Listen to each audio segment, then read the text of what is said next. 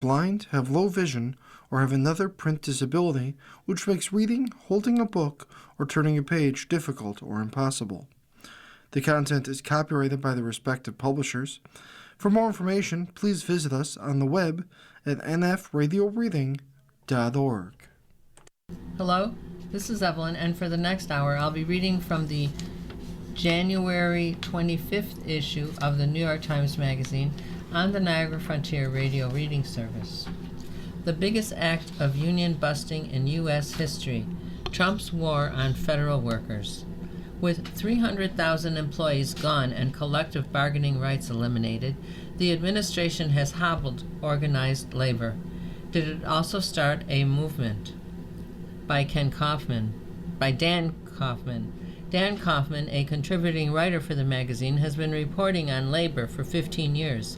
For this article, he interviewed more than 36 people, including union officials and organizers, federal workers, members of Congress, and policy experts.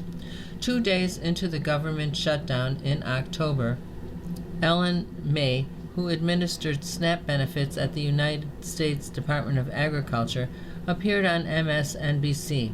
May, who was also president of her union chapter, warned viewers that millions of Americans might struggle to access food assistance, a problem exacerbated by staff reductions earlier in the year. She was promptly notified she would be fired. She told me she is fighting the decision with the help of a union lawyer, in part to rally her coworkers. I don't know if morale can go that much lower, she said, especially after we lost half the people in our office. There's so little hope left. I'm trying to show that we're not taking this. Since the start of his second term, Trump has cut the federal workforce by more than 300,000 people. In March, he signed an executive order stripping more than 1 million federal workers of their collective bargaining rights.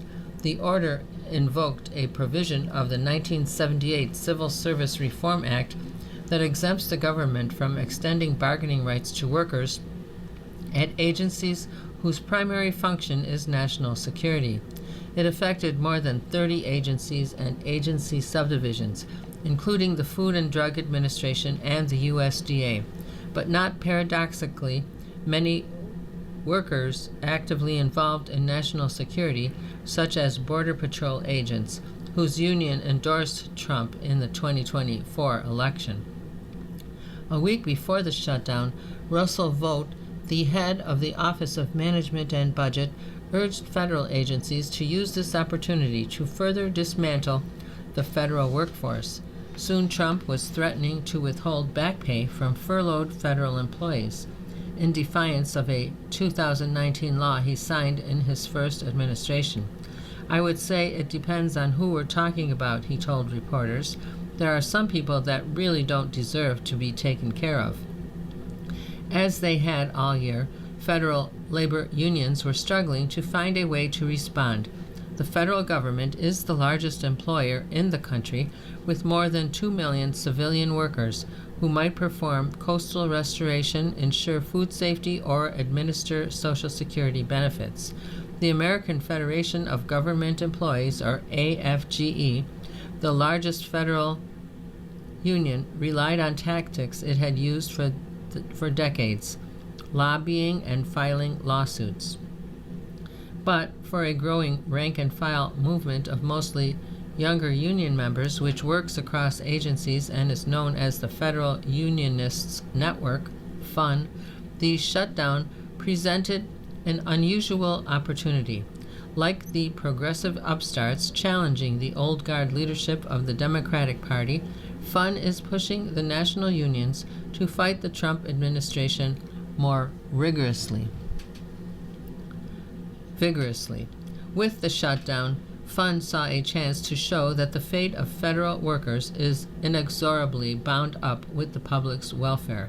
The group hoped to capitalize on the outcry over cuts to government jobs and services that have had an impact on blue and red states alike.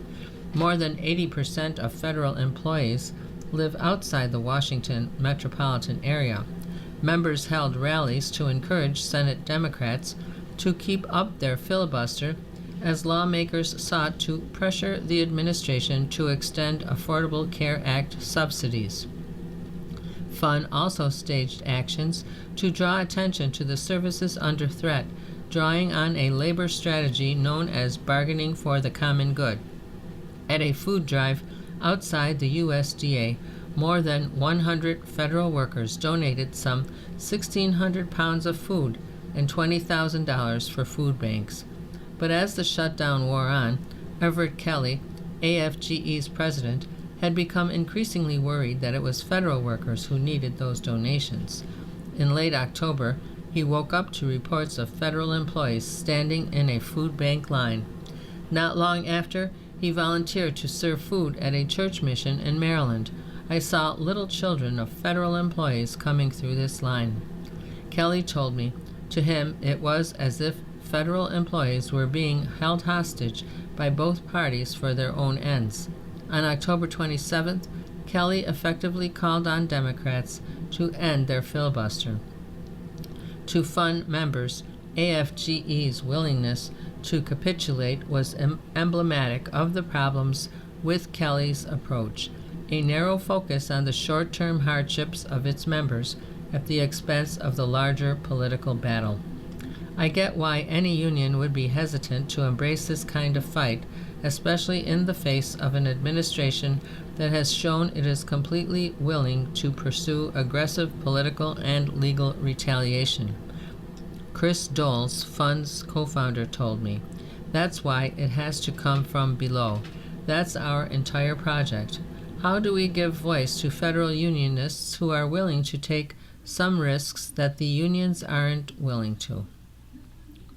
2 days before the shutdown ended, Kelly lashed out at FUN during a meeting of the AFL-CIO Executive Council, which comprises more than 50 leaders from its affiliated unions, suggesting that the group's continued support of the Democratic filibuster was undermining AFGE.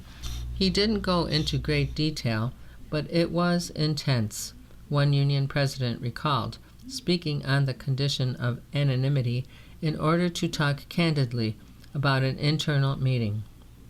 At the time, the Department of Transportation was canceling a significant percentage of flights across the country because of a shortage of air traffic controllers, and pressure was building on the administration. The union president shared FUN's position and speculated that many others on the council did too. It was just at the point of maximum pressure, he said, noting that polling showed the public blamed Republicans more than Democrats for the shutdown. Kelly credited AFGE for kickstarting the process that reopened the government, but to Doles and other members of FUN, the union merely provided Democrats with cover to justify giving in. Kelly told me that members who wanted the filibuster to continue were few and far between, but many AFGE workers I spoke with felt betrayed by his decision. May Ap Govanen, a member of AFGE and a FUN activist who reviews disability claims at the Department of Veterans Affairs, was enraged. "I felt like my voice had been taken away," they said. The shutdown and the response to it exposed the underlying weakness of federal unions, which have been largely moribund for decades. Before Trump's second term, many federal workers rarely thought about their unions, if they belonged to them at all. In 2023, only a quarter of eligible federal workers were union members. Federal unions are open shop, meaning no one is required to belong or pay dues, even though the union is legally obligated to represent all the workers in their bargaining unit. And since 1962, when federal workers were first granted collective bargaining rights, they have been explicitly prohibited from striking, significantly reducing their leverage in negotiations. Trump didn't just end collective bargaining rights. He also eliminated automatic payroll deductions of dues, depriving unions of much-needed funds to contest the administration's policies.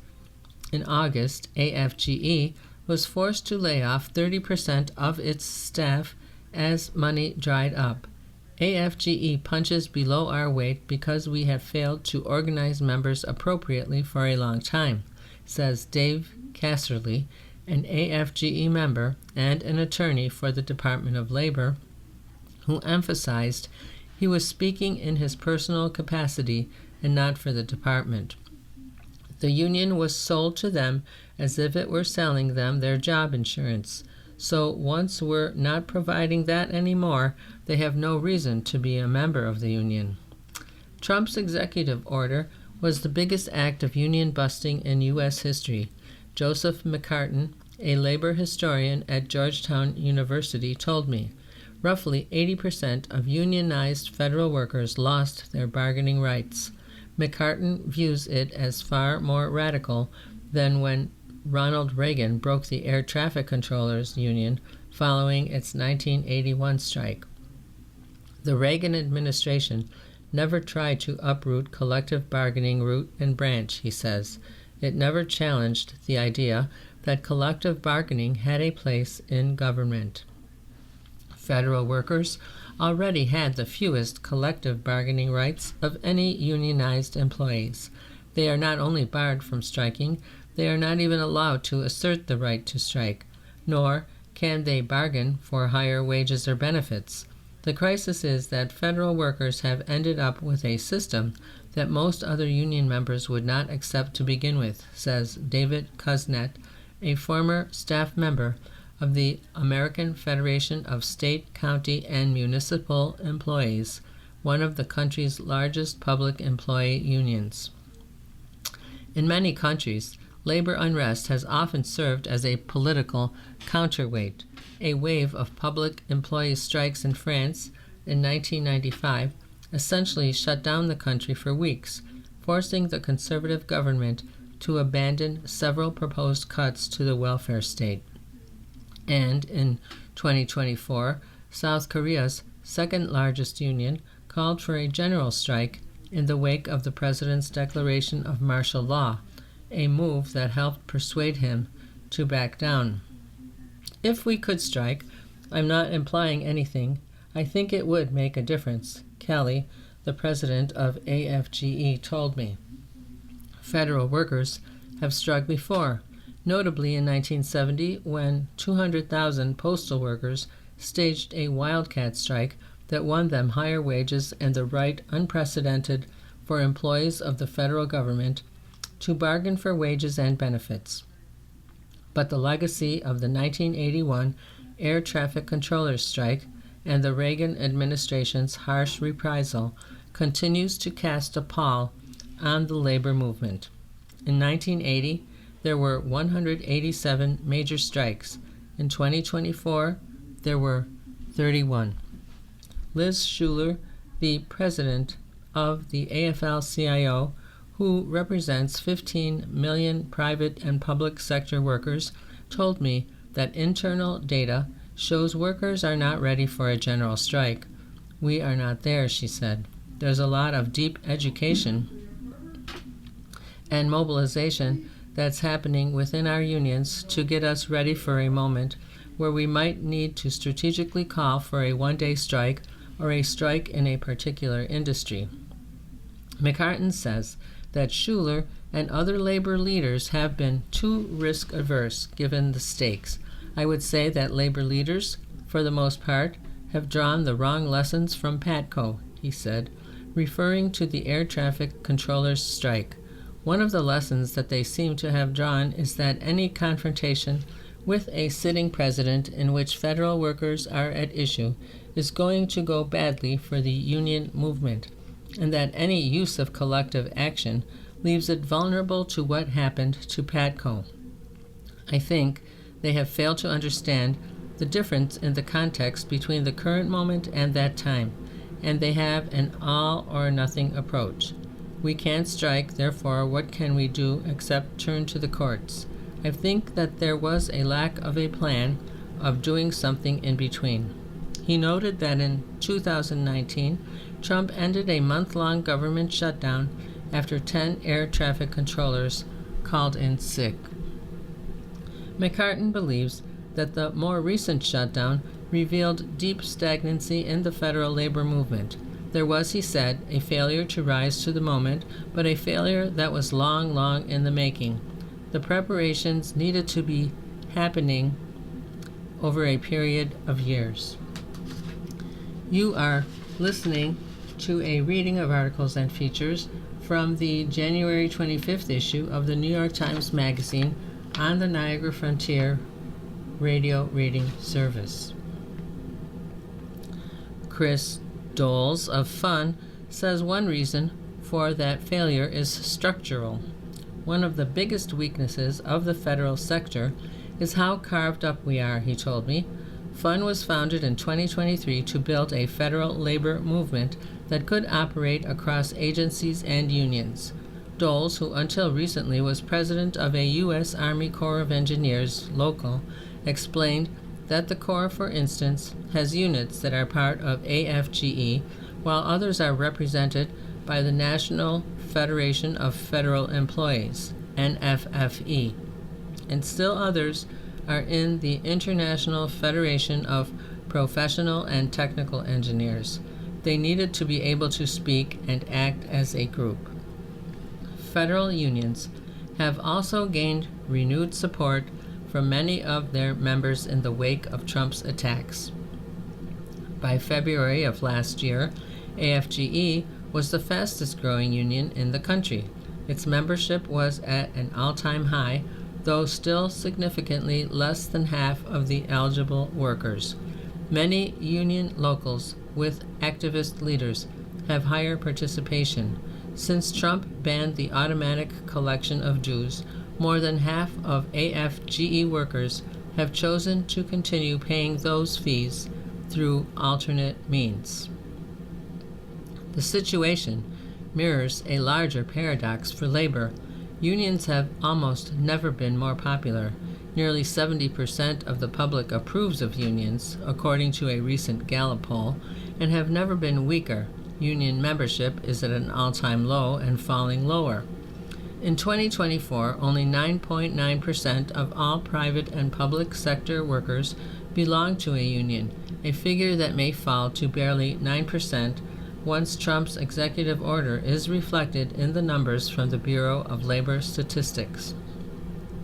We're at a dangerous point, McCartan says. Unions will survive this era, and they will survive even in some form in parts of the federal government. But whether the union movement survives as a significant force in our country, whether it survives as a pillar of upholding a democratic political culture, as it has for most of the 20th and into the 21st century, remains to be seen. There will be something called the AFL-CIO after Donald Trump leaves office, but it will be only a shadow of what it once was. I think that, unfortunately, it is a scary possibility. Mark Smith, a Fund co-founder, is president of the union local that represents healthcare workers at the San Francisco VA healthcare system. The VA, which has the largest civilian workforce of any federal agency, has been among the hardest hit by Trump's executive order. It lost nearly 400,000 union members, around 2.6% of the country's entire unionized workforce. Many of the members in his local, Smith told me, opposed Everett Kelly's call to end the filibuster. People were pretty heartbroken by that, he said. He was also disappointed by Randy Irwin, president of the NFFE, of which his union is a part. Irwin gave a fiery speech denouncing Trump's threat to withhold pay as unconstitutional, only to later fail to connect the plight of federal workers to broader political issues. For Smith, the fate of the VA's workers and the wider public were deeply entwined, even if neither group was fully aware of it. Smith has been working to drive home this point since the day after Trump's second inauguration, holding emergency labor education meetings for his members, many of whom had no idea what a union even was. When I met him last spring, He was frantically setting up a picket at the San Francisco VA Medical Center. Several dozen workers, vets, and citizens had gathered, holding signs that read, "Save our VA, let us work." Smith wasn't always a labor activist. "I grew up conservative," he told me. "It's funny now that I'm the president of the union, because I didn't know what a union was. If I had known, I probably would have thought, oh, those lazy union workers." Smith was raised in Alberta, Canada, on his father's cattle ranch in a region dominated by the energy industry. His mother is from upstate New York. He is a dual citizen. As a child, he had antisocial tendencies, which got him into numerous hockey brawls and at times trouble with the police. "I was a mediocre player, more of a fighter," he said. He held up a clenched fist which had a sunken knuckle. "My mom tells me, oh, Union President, you found a pro-social outlet for your anti-social streak." Smith has a wiry frame, a shaved head, and a close-cropped beard. A tattoo on his right arm shows a stick and a bag, memorializing his hobo days, several years in his 20s that he spent hitchhiking across Canada, Mexico, and the U.S. Interspersed with his travels were dozens of jobs: roofer, sewage truck swamper, concrete pourer, oil rig roughneck. Eventually, he went back to school to become an occupational therapist. For the first 7 years that Smith worked at the VA, he was not involved with the union. "My conditions were good, basically," he said. "I didn't really see the union as a tool." But during the pandemic, staffing and equipment shortages became more acute, with damaging consequences for both workers and patients. That motivated Smith to run for union steward. "Labor was all I talked about for a while," he said. "My girlfriend told me, you've got some real convert energy now." Not long after, Smith joined with Doles and others to create Fun. Both were soon galvanized by the prospect of Trump's re-election. "Our unions weren't even talking about it," Smith said. The group remained tiny, a loose-knit collective of roughly 200 people, until Trump's victory. It has since grown to a network of 20,000 people and garnered the support of powerful labor leaders like Liz Schuler of the AFL-CIO, who has spoken at Fun events, Sarah Nelson, the president of the Flight Attendants Union, and Sean Fain, the president of the United Auto Workers.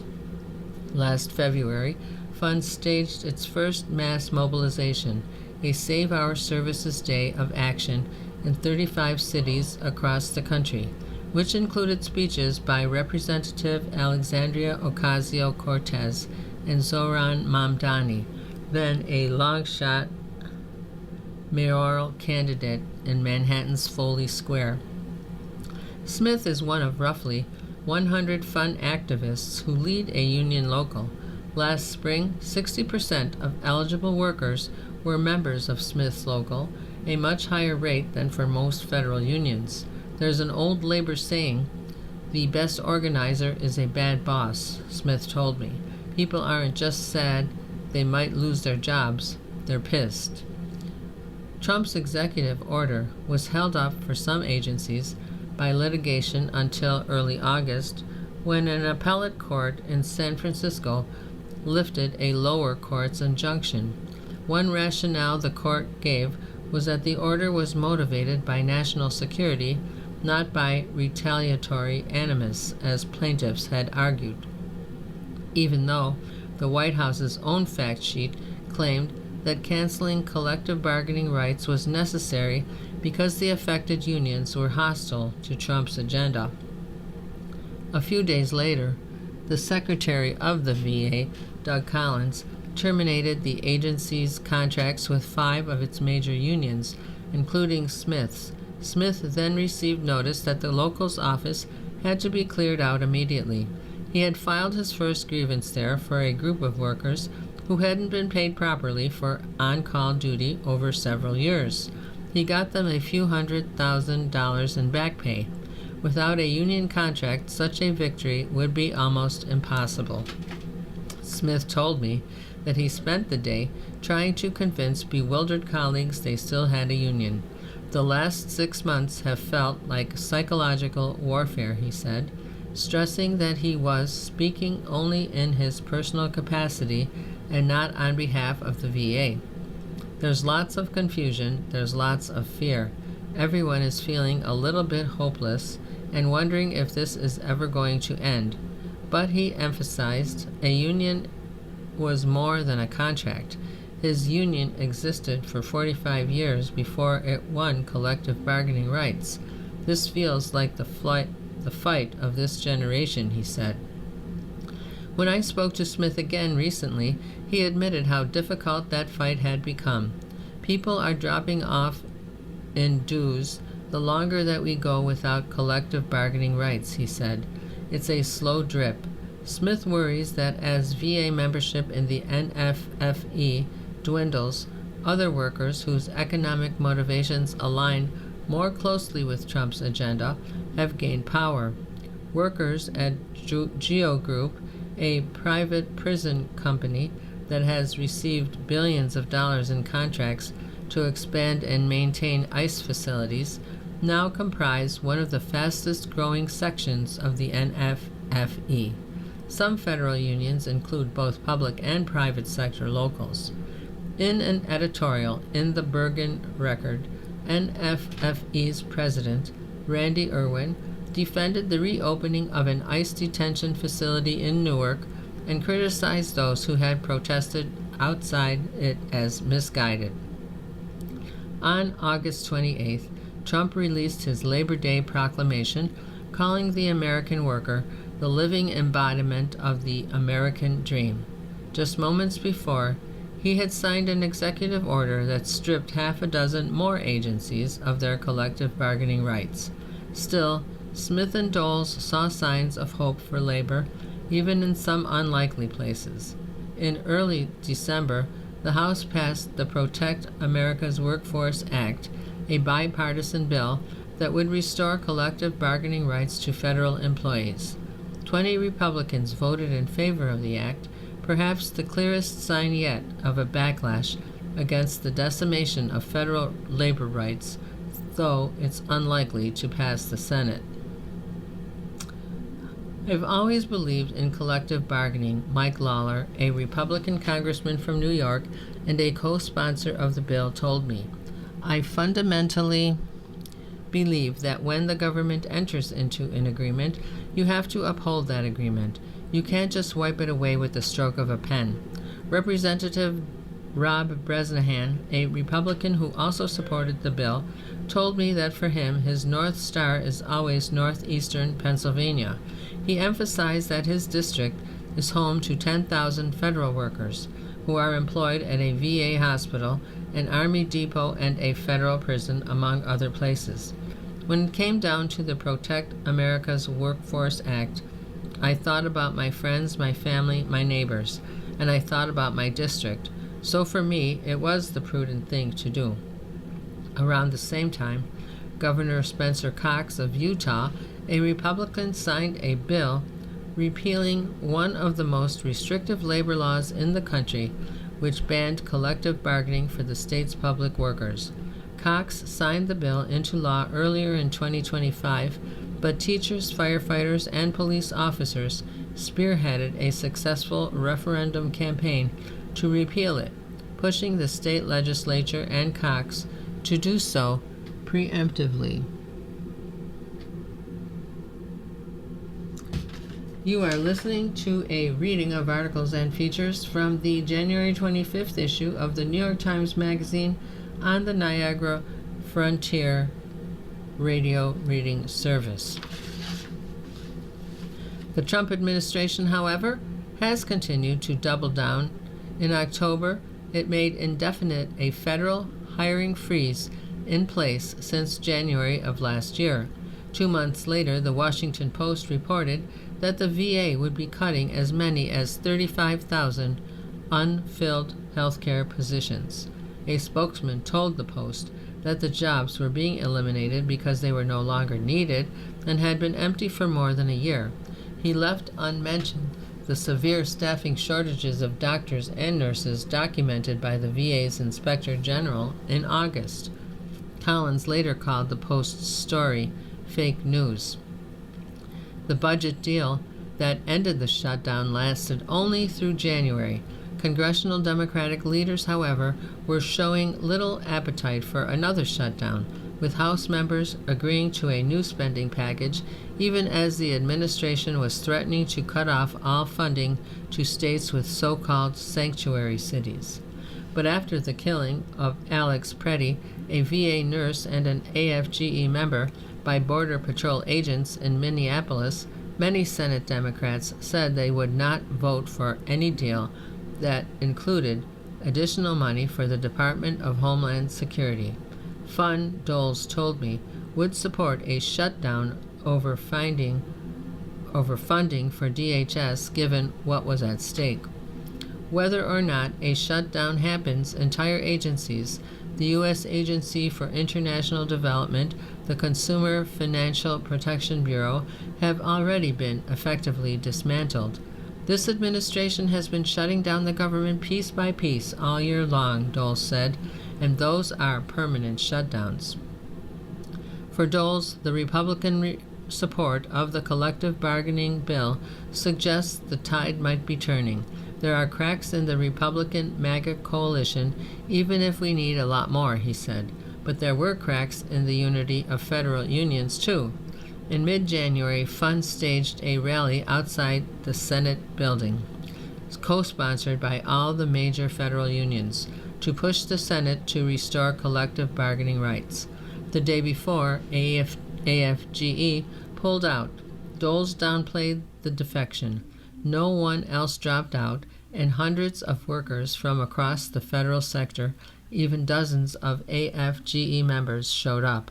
More important than the rally, there were at least 100 new organizing drives of non-unionized employees across the federal sector last year. The federal labor movement has been a sleeping giant for a long time, Doles said. Trump woke it up.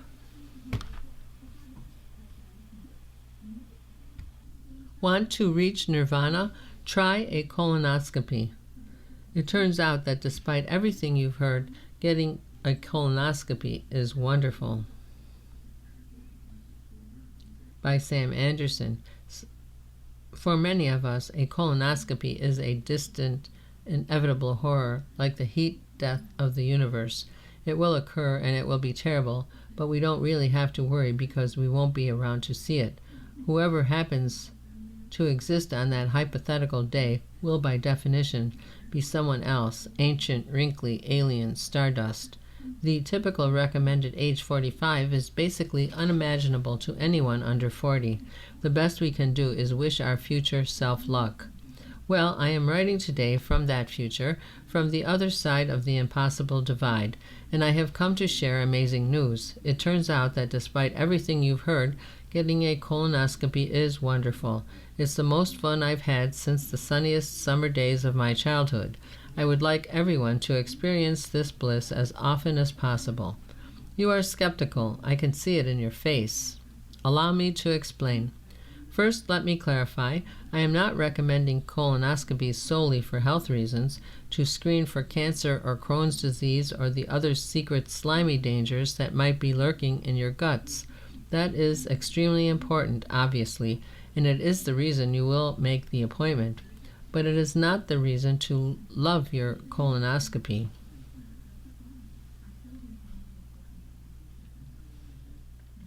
You don't go on a religious pilgrimage to fulfill the step goal on your Fitbit. You don't listen to Bach fugues because their clockwork precision might make you better at algebra. You do it for the joy of the experience itself because it makes you feel human and alive. This is also why we get a colonoscopy. The fun actually begins the day before the procedure itself on what I have come to think of as Colonoscopy Eve. This is the so-called prep day like Alice's Adventures in Wonderland. It starts with a magic potion. a big jug of thick liquid that tastes like a cursed mixture of Mountain Dew, antifreeze, melted jello, and unleaded gas. You drink it and wait. Then you basically explode.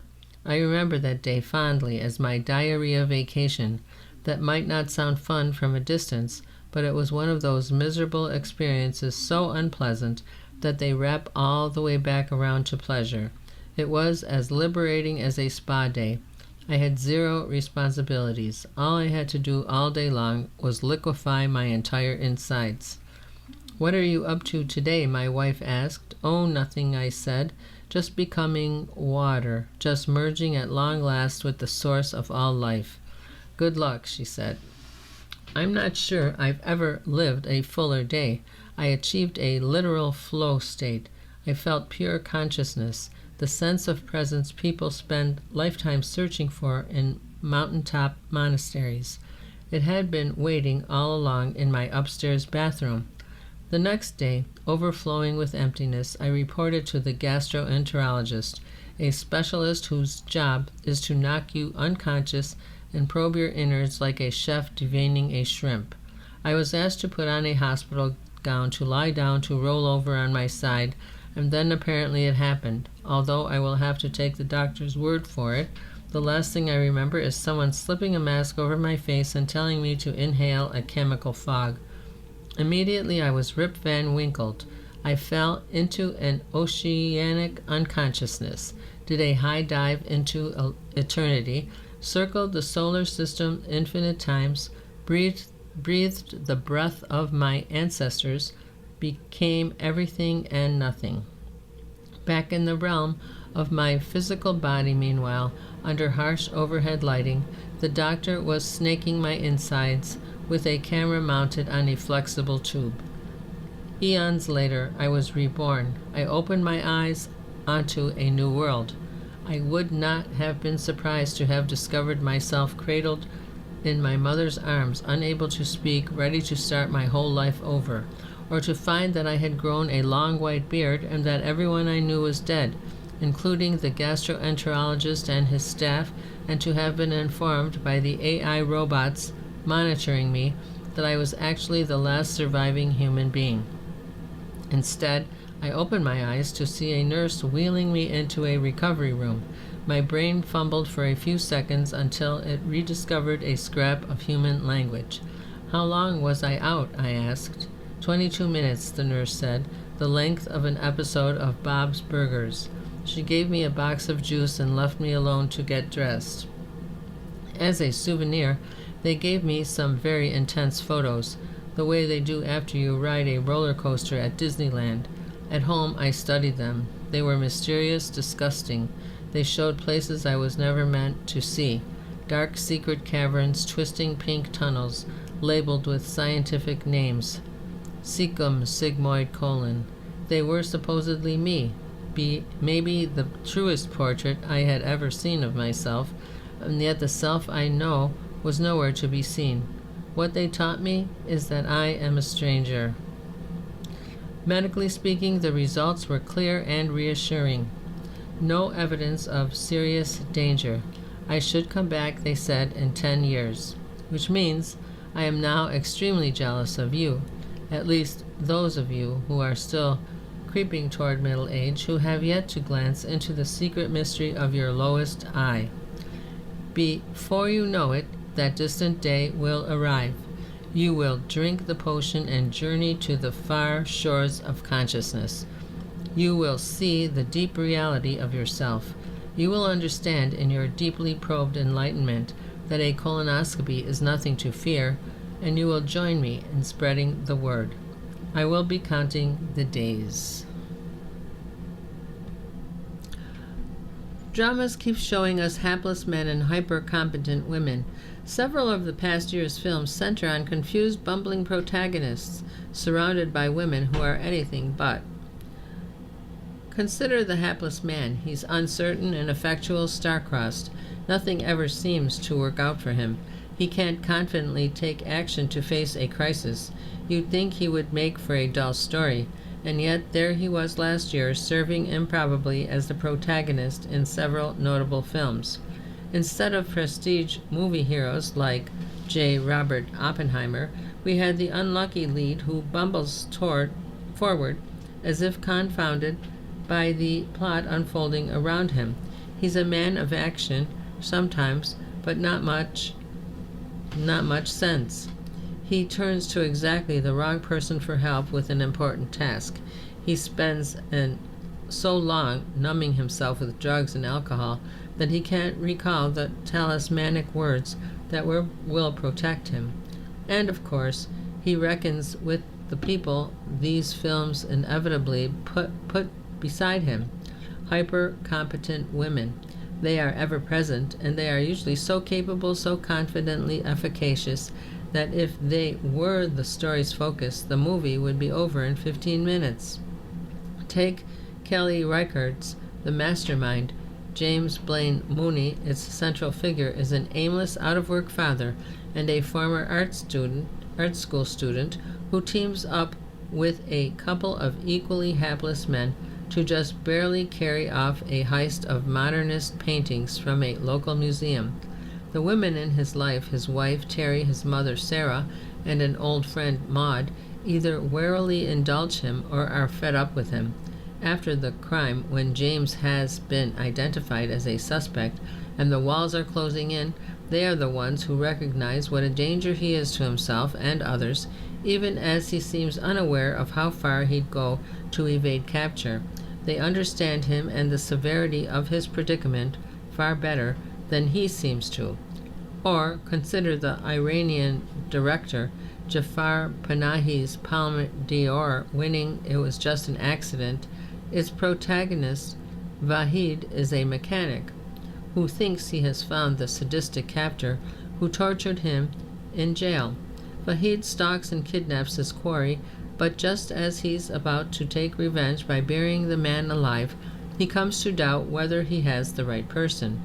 Thus begins a darkly comical sequence in which Vahid drives the man around Tehran, visiting other former prisoners to confirm that this was their torturer, but the men are either unwilling to help or dangerously unhinged.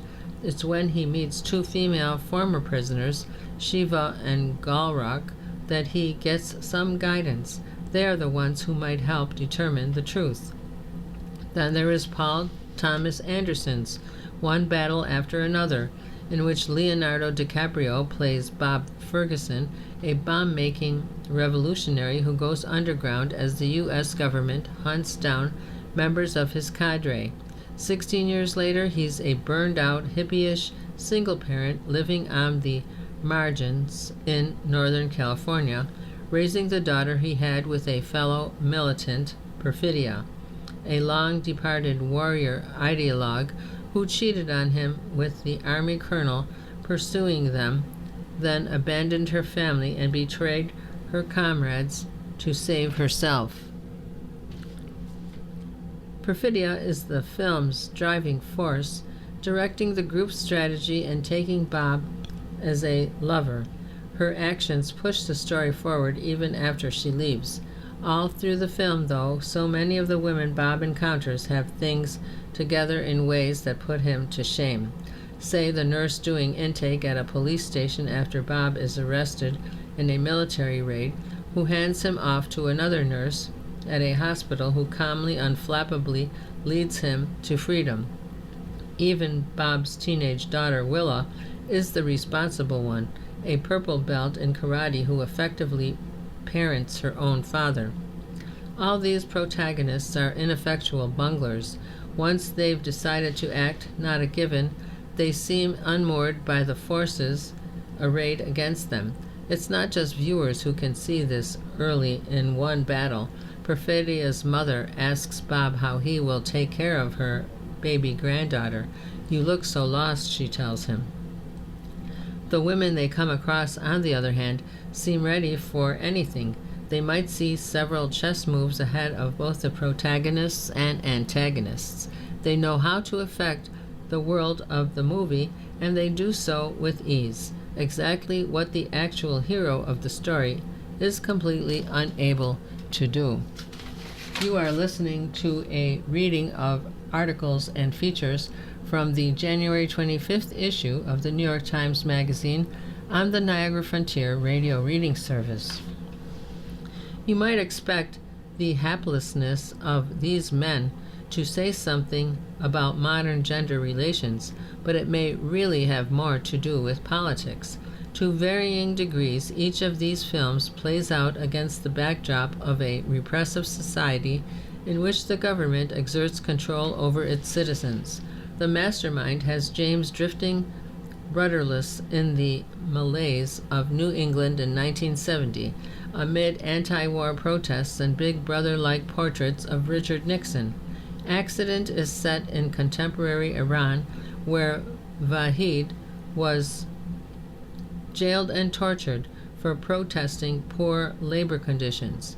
In one battle, Bob is far from his days of youthful rebellion, meandering through a liquor and weed-induced fog, with only his paranoia to help him survive. These men embody, on some level, our own smallness in the face of vast oppressive forces, the pathetic haplessness of anyone who faces off against the full apparatus of the state and feels puny in comparison. All three fit the archetype of the schlemiel, irredeemably inept, an accident of a person, the butt of some great cosmic joke. The schlemiel is as much a literary figure as a cinematic one. Think of the main characters in Isaac Bashevis Singer's Chelm stories, or Benny Profane in Thomas Pynchon's debut novel, V.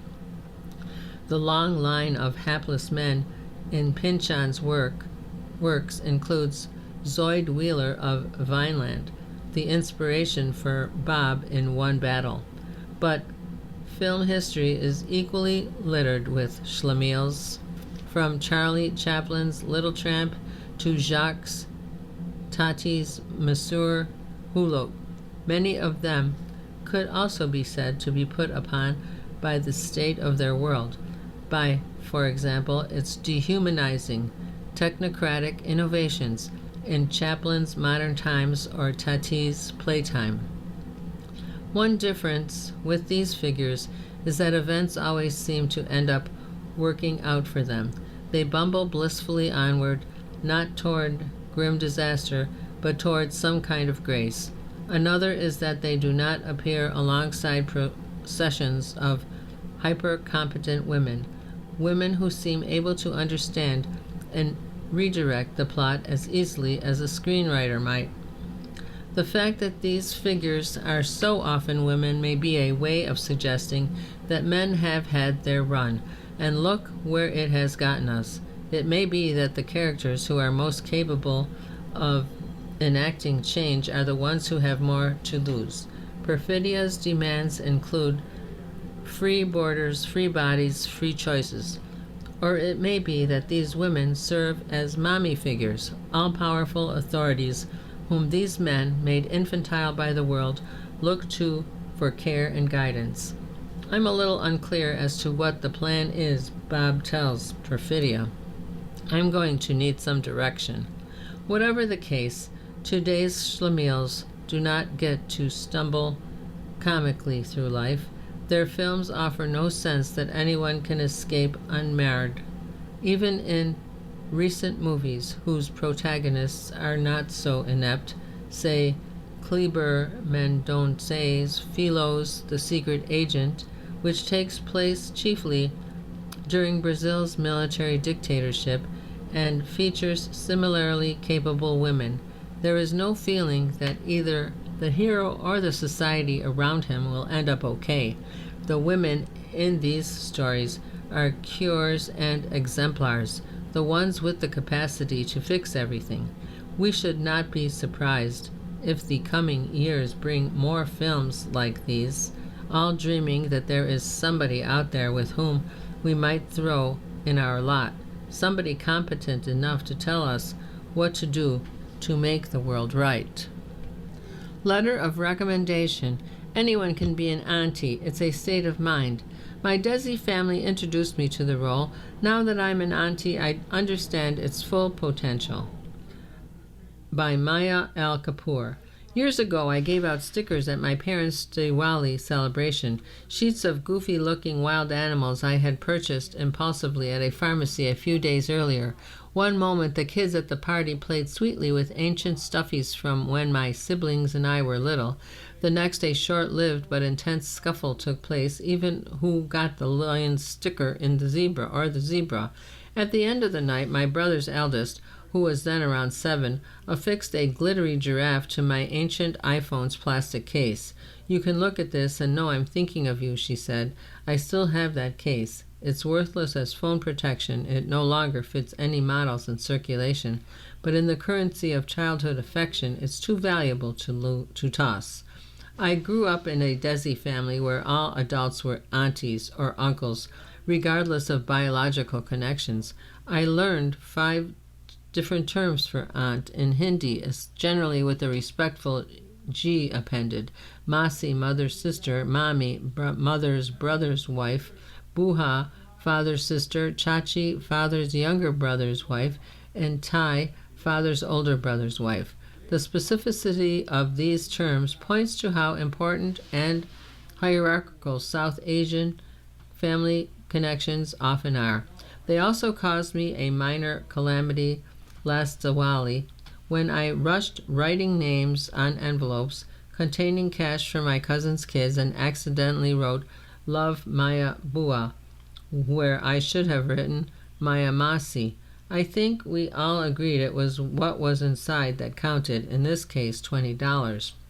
Without such precise labeling, auntie can be a purposefully and delightfully general term for an older woman in your community, even if she is not a direct relative, even if you are not sure you're related, even if she is a friend your parents haven't seen since the 1980s, your auntie gets respect and some measure of affection.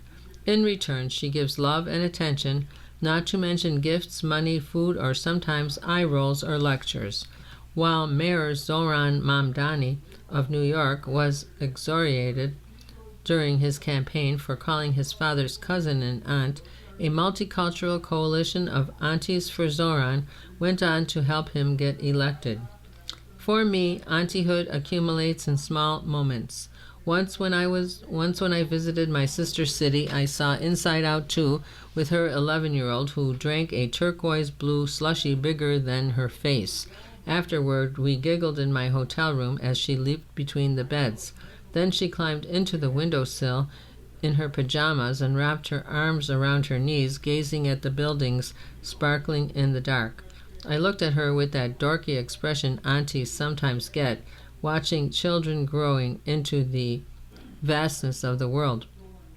We aunties aspire to teach in ways that shift as kids grow. When my mother's parents traveled the globe doing dental work in refugee camps, my Nanima, maternal grandmother, often sent me postcards. Now when I travel, I sometimes send postcards to the children in my life. My brother's youngest used to read them back to me when I visited, or at least she read back the one with glaring grammatical errors. Last time I visited my brother, my most recent postcards lay forgotten on a counter near the entrance, but his youngest asked me to show her how to knit. My phone is stickerless these days, but I know that his eldest, now a teenager, is thinking of me when I see she has texted me a Parks and Rec gif. Inevitably, I'm straddling cultures.